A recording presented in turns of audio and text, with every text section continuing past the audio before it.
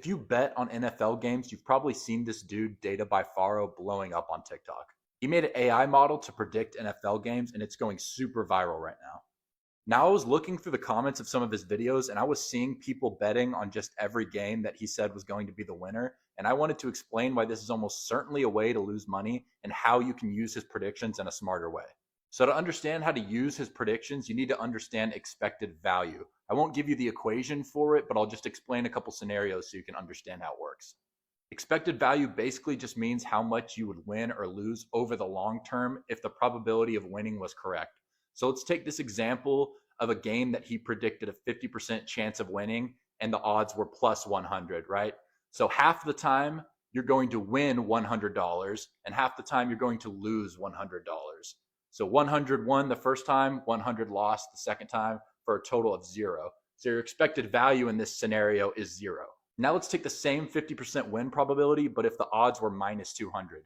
In this scenario, one time you would win $50 off the minus 200 odds, and the second time you would lose $100.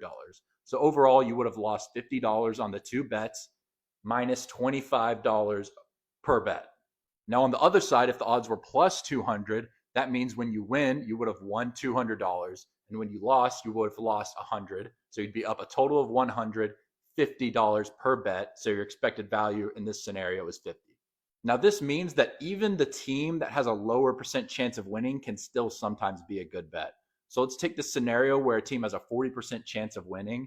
If their odds are plus 300, then their expected value is still going to be very positive, making it in theory a good bet, even though they are the less likely team to win. This is why you need to not just straight up bet on every team that he says has a higher chance of winning. You need to take into account the odds, the probability, and calculate the expected value.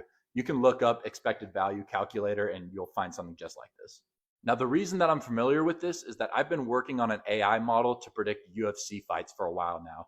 It gives the probability to win by decision, to win by KO, and to win by submission.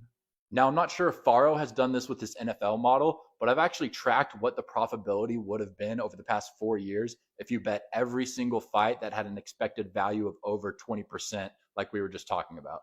This way you can know if your AI model is actually beating the lines and giving positive expected value over the long run. Now, I actually built a free app to share all these predictions. It shows the best bets for every fight using that expected value that I was talking about and gives the predictions and probabilities for every fight.